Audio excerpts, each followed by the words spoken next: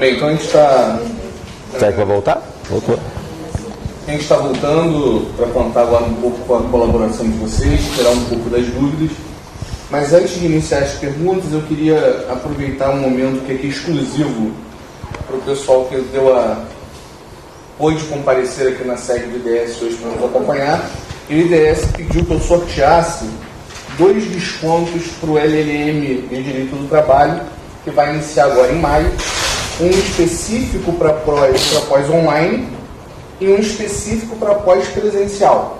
Então, os alunos que compareceram aqui, eu vou pedir ajuda para pós presencial, a ajuda do Dr. Fagner. E para pós online eu vou contar aqui com a ajuda de Leandro.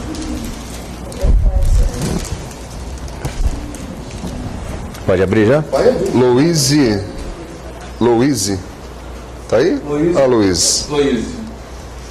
Luiz aqui, o Fagner faz as honras do IDS. Ana Cláudia da Silva Azevedo. Parabéns, Luiz. Ana Cláudia. Seja beneficiado e tenha vantagem. Só conversar depois. Da casa. Parabéns, hein? Toma seu nome também, pode levar para o... E aí é interessante a gente contar um pouco, porque o mercado de trabalho a gente buscou montar uma pós um pouco diferente, montou ali um modelo de negócio. Então é um LLM que tem muito dessas ideias de como seria a melhor forma de defender interesses de empregados e empresas. A gente conta que vocês entrem no nosso site, vejam o projeto. É bem interessante, acho que vale muito a pena. Passando agora para as perguntas de hoje, nós recebemos uma primeira pergunta destinada ao Dr. Leandro, que vai fazer a leitura. Ele já até comentou um pouco sobre esse tema, mas vai poder esclarecer um pouco mais a nossa ouvinte. Bom, é a Simone Aparecida de Campinas. Um abraço, viu, Simone? Aparecida de Campinas. Olá a todos. Gostaria de que os professores falassem do PL 6442 de 2016 do deputado Nilson Leitão. Eu até cheguei a comentar do PL aqui, acredito que a pergunta tenha sido enviada até antes, né? Esse projeto ele tem por finalidade revogar a Lei 5889 de 73, que é a lei do empregado rural hoje, né? Do trabalhador rural. Então, é um projeto que já nasce um pouco polêmico, por força de alguns artigos que nós temos. Se realmente eu fosse falar agora do projeto, a gente ia precisar de uma outra palestra só para falar disso, mas eu acho que o ponto mais polêmico realmente foi aquele que eu tinha mencionado, que é o artigo 3º, que fala da contraprestação da prestação de serviços, que vai poder ocorrer através de remuneração em qualquer espécie, né? Ontem, por exemplo, quando eu fui demandado, anteontem, eu não lembro direito, a primeira coisa que me disseram foi a seguinte, a repórter, né? Ela já me ligou assim, poxa, e agora, o que você acha do rural receber só alimentação e habitação? Eu falei assim, mas de onde você tirou isso? Você está na lei. Eu disse, não, na lei não está isso. Na lei diz que pode ser remuneração de qualquer espécie. Eu ainda não sei o que é a remuneração de qualquer espécie. Óbvio que abre brechas, né? A gente deve lembrar, como eu já tinha comentado, que você trocar simplesmente força de trabalho só por utilidades já não é permitido em nossa legislação.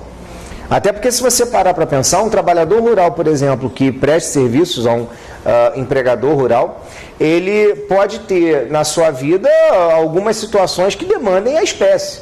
Por exemplo, ele tem um filho que estuda num colégio e ele tem que pagar o colégio do filho. Ele não vai pagar o colégio do filho com alimentação, né? Ele precisa efetivamente de espécie. Então, eu acho que essa interpretação que está sendo dada assim muito, digamos, espontânea, muito automática pelo pessoal, é uma interpretação que ainda não vai retratar realmente a realidade. Eu acho que a intenção, e só posso acreditar nisso, não é essa. Eu acho que quando se fala em remuneração de qualquer espécie, está se pensando, por exemplo, numa gorjeta, uma comissão, não sei, alguma coisa desse tipo. Eu até li a lei, li o projeto, na verdade, eles falam até de propriedade, né, de poder conceder terra e tudo mais para o trabalhador rural. Eu acho que se encaixa um pouco nisso. Agora, o projeto é bem grande, viu? Ele vai falar do trabalhador rural como um todo. Então, é um projeto muito extenso. Foi o que eu falei. Para a gente falar do projeto, a gente precisaria aqui de um outro dia de palestra, tá? São 36 páginas, salvo engano, do projeto. Aí tem situações polêmicas, principalmente para variar, em relação à jornada de trabalho. Para variar.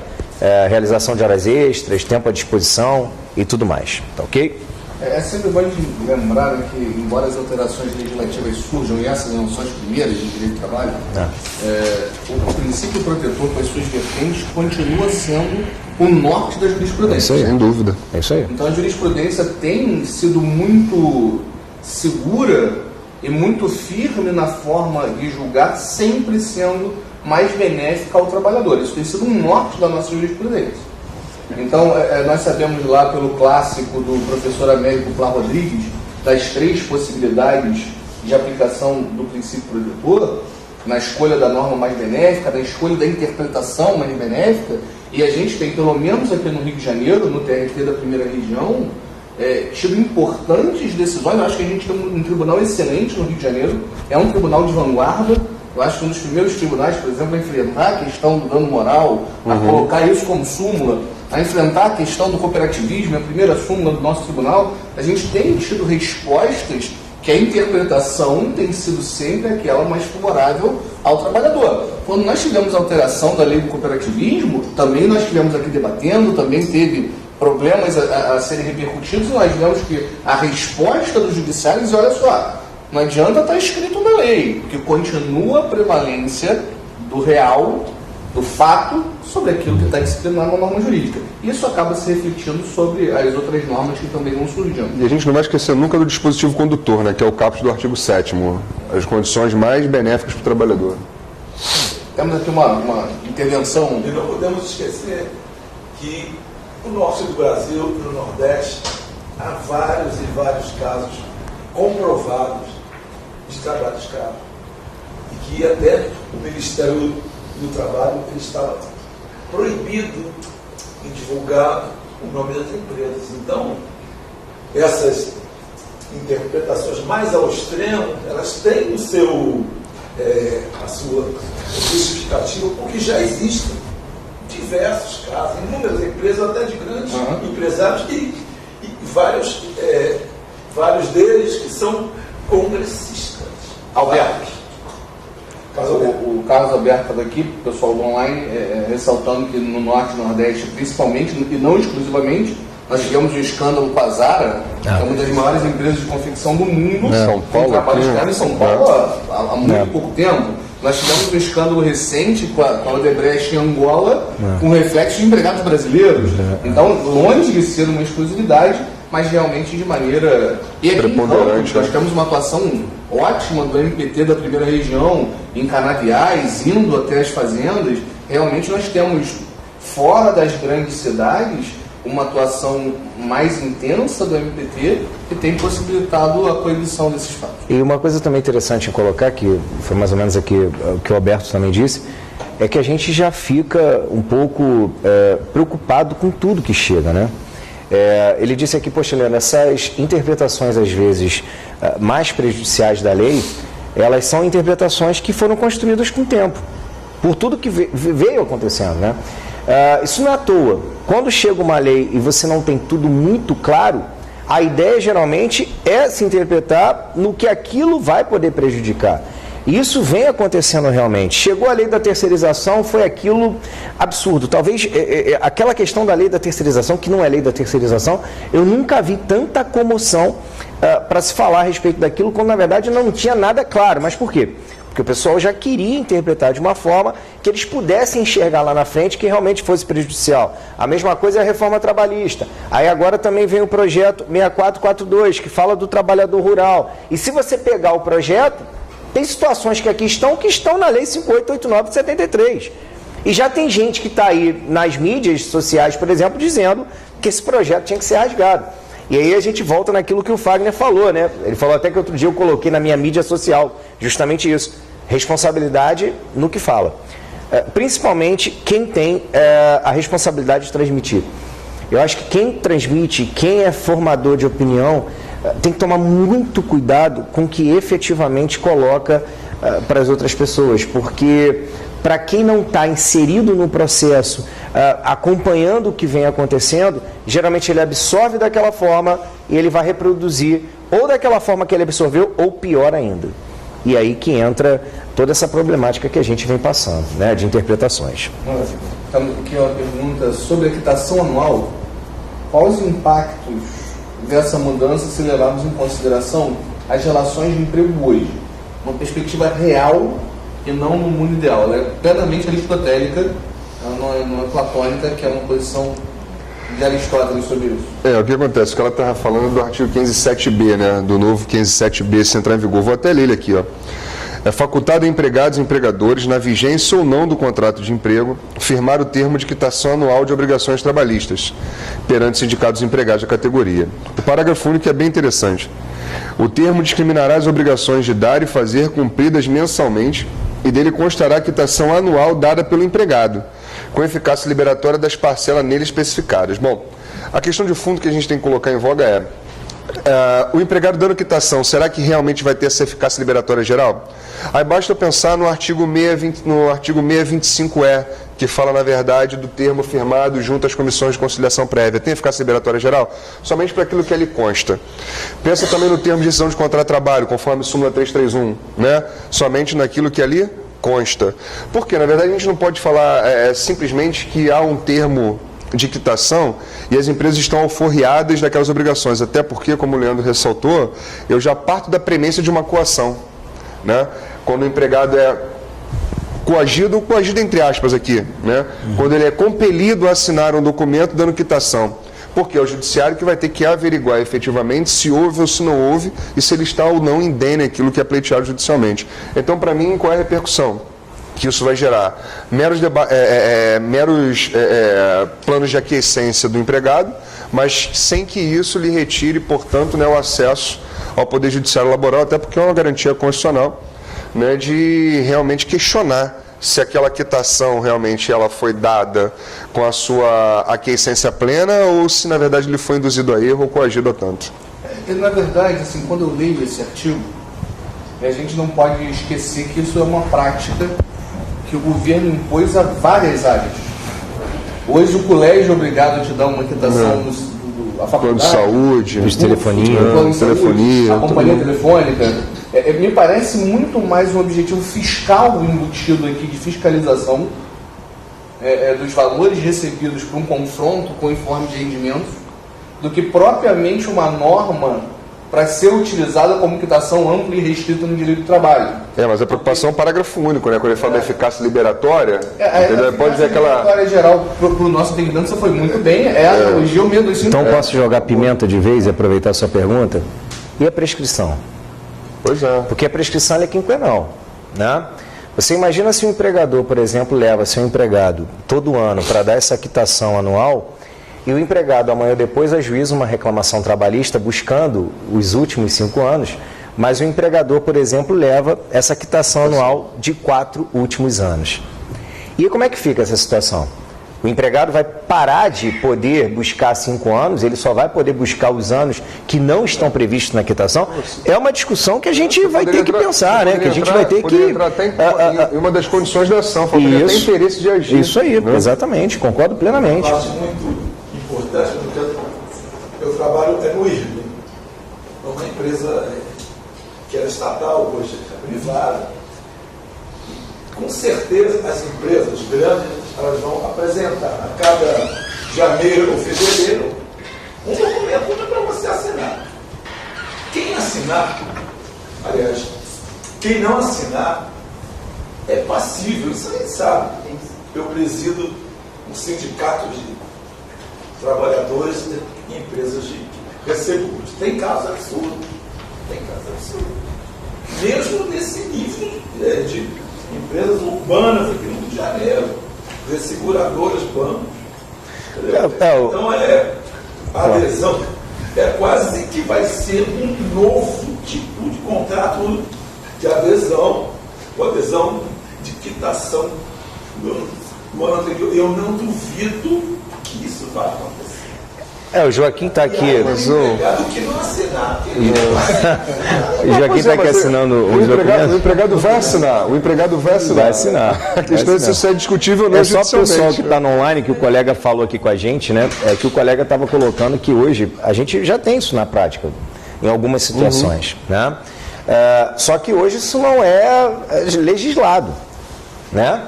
O problema é que força isso vai ter. E eu repito, a minha maior preocupação, e eu posso estar parecendo ser muito pessimista, desculpa, mas é a questão da prescrição. E até que ponto o empregador vai poder utilizar isso amanhã ou depois para tentar evitar esse prazo prescricional. Por que não? É um bom artifício. Você tem hoje, por exemplo, algumas alterações na forma de pagamento. Então a CLT fala lá na exigência do contra-cheque assinado, ou na impossibilidade do contra-cheque assinado, você tem que apresentar os depósitos bancários para cada um dos empregados. Na prática, nós utilizamos, acredito que todos nós, a ficha financeira quando apresentamos nossas defesas. Até porque o empregado não é pago nas grandes empresas 1 a 1. Faz-se uma folha de pagamento por lote, deduz-se lá a informação. Também é muito comum você ter advogados, às vezes não tão probos, que impugnam o lançamento de uma ficha financeira. E às vezes o judiciário diz assim, doutor, precluiu. Você tinha que ter trazido aqui os últimos, imaginando a hipótese de alguns juízes entenderem que não há prescrição na totalidade do contrato de trabalho. Alguns documentos eu acho que podem servir para ratificar e tornar um pouco mais prático o próprio processo de trabalho. Porque às vezes nós também encontramos na prática do judiciário, no dia a dia do processo, algumas dificuldades. E esses pontos me parece que devem ser revistos na CLT. Porque contra-cheque assinado, eu acho que ninguém aqui tem. Ninguém mais assina contra-cheque. E impor uma obrigação de uma empresa entregar muitas vezes 6, 5 anos de uma transmissão em lote, de uma folha de pagamento, primeiro que ninguém confere. O juiz não vai ter trabalho. Se eu colocar meu arquivo de uma empresa de 2, 3 mil funcionários, os arquivos de transferência em lote, ninguém vai conferir. Muitas vezes o juiz, quando não apresenta-se os contra-cheques, os recibos de pagamento, ele considera que até a pergunta é impertinente porque o fato não estou comprovado documentalmente. Porque, infelizmente, a gente tem que pensar no lado da fraude, mas também um pouco no lado da praticidade da aplicação do direito. Eu acho que as fraudes devam ser coibidas, mas alguns fatos de você ter um documento que possa suprimir a necessidade de você juntar recibo de férias, recibo de 13º, 12 contra-cheques, não me parece também de todo ruim. Mas eu acho que a norma, prevendo as fraudes que ocorrem, eu acho que o doutor Leandro, quando coloca isso, coloca muito também pelo seu lado de experiência na advocacia, deva-se prever sanções mais duras na parte processual para quando em verdade sejam trazidos ao processo. Porque se tem um ponto onde a justiça do trabalho vai muito mal, é na parcimônia em condenações por litigância de má-fé. Que inclusive aí, agora na parte processual vai incluir, né? Sim, inclui. A gente vai ter previsão agora. É muito difícil você mudar a forma como o juiz entende. Claro. Porque é a questão do óculos. Desde o artigo 18 do antigo CPC, do CPC de 73, nós nunca discutimos a impossibilidade de se aplicar litigância de má-fé no processo do trabalho. Mas quem aqui já viu? Eu tenho milhares de processos, se viu umas 2 ou 3 vezes, foi muito. Mas os juízes de primeiro grau aplicam e no segundo grau... É isso que eu ia falar. O juiz tem aplicado, mas o TRT tem reformado. Agora, ter algumas formas de facilitar a produção documental, a produção da prova documental, eu não sou contra. Mas acho que as fraudes devam ser punidas com uma severidade maior do que o tribunal tem considerado. É muito comum você pegar uma inicial trabalhista, você vai para o depoimento pessoal, depoimento do autor, por favor. Jornada de trabalho, de 6 da manhã a 10 da noite sem intervalo. Qual é a sua jornada?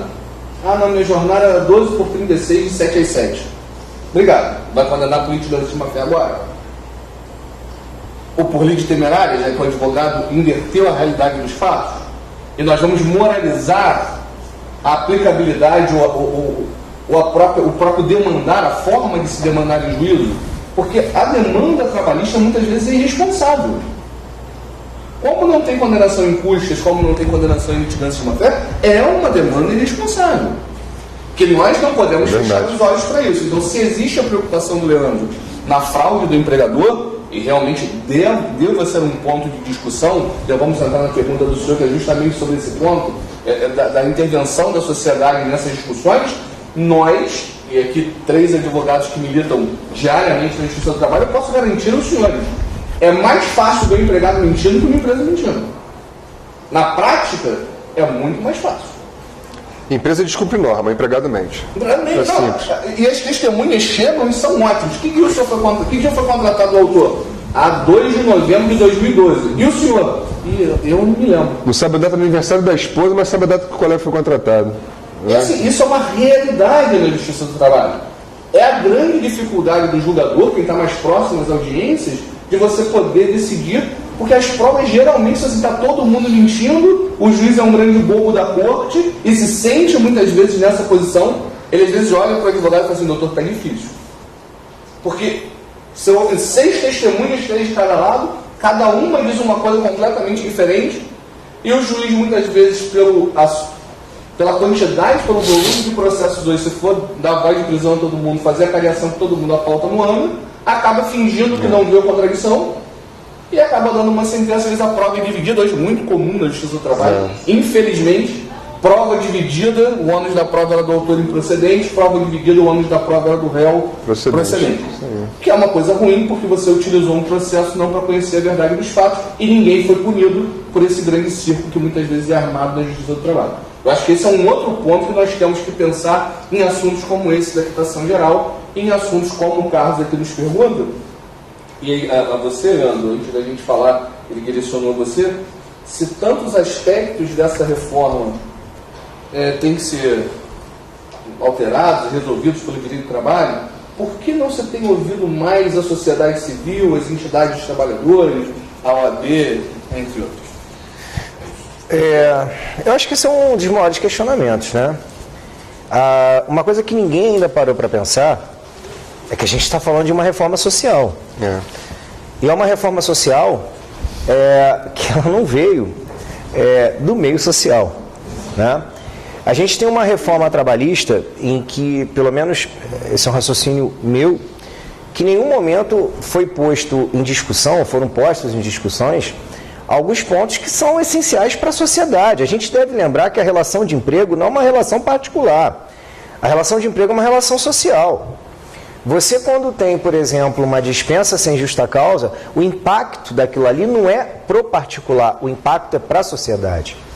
Por exemplo, algo que a gente não falou hoje, mas aproveitando essa pergunta, o projeto de lei vai trazer a possibilidade de você ter a dispensa plurima ou coletiva sem a necessidade de participação do sindicato. É uma discussão que hoje nós temos, a questão da dispensa coletiva com necessidade ou não de sindicato. O TST vem se manifestando, aquele caso famoso da Embraer e tudo, no sentido de que dispensa coletiva eu tenho que chamar o sindicato para participar. Assunto reconhecido já com repercussão geral, já está lá no STF e tudo mais. O Código Português trata da dispensa coletiva e a gente não fala nada. E aí, quando a reforma veio falar, a reforma simplesmente vem e diz o seguinte: olha, para a dispensa coletiva, eu não vou mais precisar da participação do sindicato. E aí eu pergunto a vocês, como essa mudança de raciocínio, ela pode ter ocorrido de uma forma assim tão rápida, tão célere? E por que eu ter uma dispensa coletiva que efetivamente pode impactar mesmo na sociedade, inclusive eu posso falar em economia ou em dados financeiros e tudo mais, sem a participação do sindicato? De onde tiraram isso? Qual foi a elaboração? Qual foi a mensagem? Qual foi a ideia do legislar? Sinceramente, eu não sei. E esse é um questionamento que eu sempre me fiz. Desde quando eu comecei a ouvir falar de reforma trabalhista, eu sempre pensei: caramba, por que nunca fizeram audiências públicas? Por que, pelo menos eu não tive conhecimento, por favor, posso estar aqui errado, tá? Por que nunca chamaram uma parte da sociedade, representantes, a própria OAB, entidades de classe, para participar disso? Sinceramente, Alberto, eu não sei te responder. A verdade é essa. Mas eu acho que tinha que ter a participação mais intensa. Eu acho que aí a gente passa um pouco pela questão da debilidade da nossa democracia. É uma democracia jovem, é uma democracia ainda muito débil, onde a gente não está acostumado a participar da política de maneira mais incisiva, Alberto. Já te dou a palavra. Mas acho que esse movimento tem que partir da sociedade. Acho que a Justiça do Trabalho, principalmente pela ANAMATRA, de alguns tribunais, tem se posicionado de maneira mais ostensiva. Acho que é um bom papel, um papel prévio da Associação dos Magistrados querer participar de forma mais aberta dessa discussão. Acho que o papel da OAB tem sido muito pouco ativo. A OAB tem sido um tanto quanto pusilânime na sua participação nessa discussão política, onde não poderia ter feito esse papel. Me parece que aqui a OAB, que é uma entidade que tem todo o meu respeito, me parece que nesse ponto específico ela errou.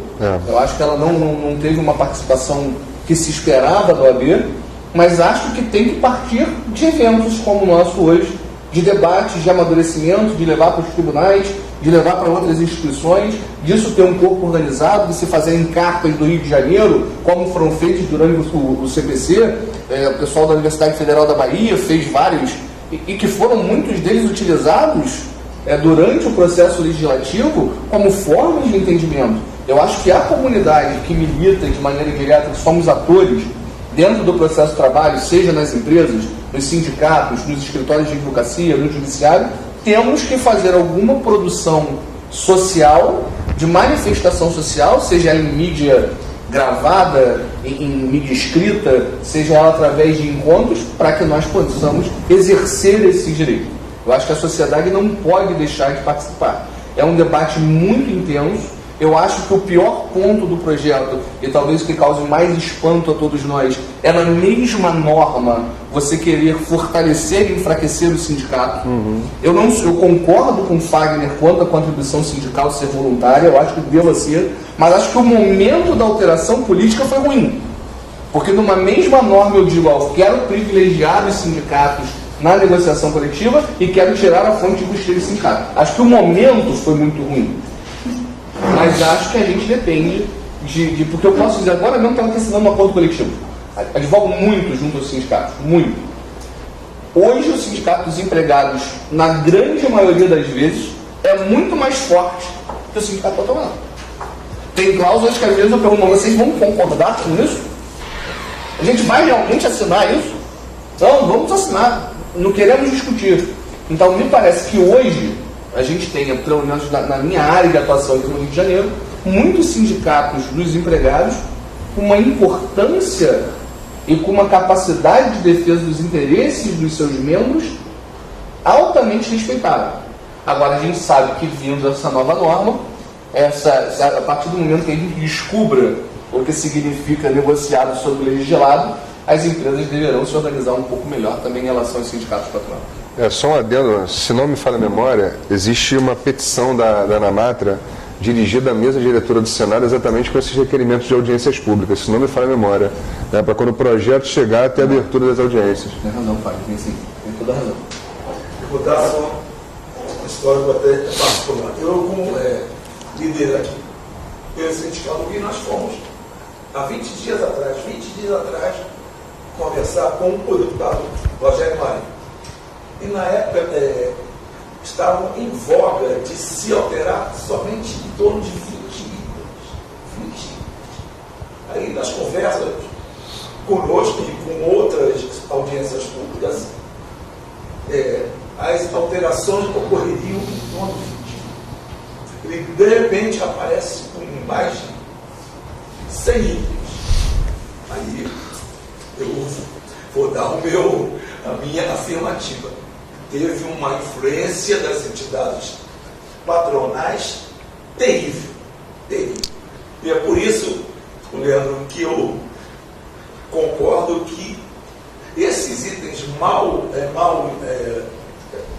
explicados que deixam uma lacuna jurídica muito grande, nos assustam e muito. Porque a mudança dele em 10 ou 15 dias foi muito grande. Eu dou como um testemunho meu particular. É muito assustador. Então nós estamos aqui a opinião do Carlos Alberto, aqui assistindo com a gente ao vivo, falando da sua experiência pessoal de poder ter ido visitar o deputado Rogério Marinho, que revelar as possibilidades de alteração do projeto, que já passam de 100 itens para serem possivelmente revistos, aí sob apelo, sob influência mais veemente dos sindicatos patronais. Então a gente realmente espera que o nosso debate de hoje tenha servido para abrir, para lançar dúvidas. Eu acho que o nosso debate aqui, de maneira nenhuma, a gente quis esgotar ou esclarecer os temas. Nós queremos lançar essas dúvidas para um primeiro debate. Espero que o IDS possa construir alguns outros momentos, que vocês retornem com mais dúvidas, com mais participações, para que todos nós possamos ser melhores profissionais, sermos mais úteis nessa construção desse novo direito do trabalho que se avizinha. Queria mais uma vez agradecer muito ao professor Leandro Antunes, que com muito carinho sempre aceita os nossos convites, embora seja coordenador de uma pós-graduação, é nosso intimado a estar conosco sempre aqui no nosso LMM, no nosso debate. O professor Fagner, que já é quase sócio da casa, tem sido de muita valia, contribuição principalmente no direito do trabalho. Como apaixonado pelo direito do trabalho, vejo a gratidão dos alunos com seus cursos de prática, sempre sendo muito feliz em vincular a teoria à prática. Eu não tenho como agradecer a vocês dois. Fica meu muito obrigado também aos senhores que passaram essa manhã conosco. Estamos sempre à disposição, o IDS está aqui de portas abertas. Se quiserem fomentar um grupo de estudo, se quiserem usar nossas instalações para um debate mais amplo a nível sindical, nós estamos sempre de portas abertas para esses movimentos. Nós não somos um mero curso, somos um Instituto de Direito Social que tem como um dos nossos escopos esses debates. Então contem sempre conosco e muito obrigado a todos.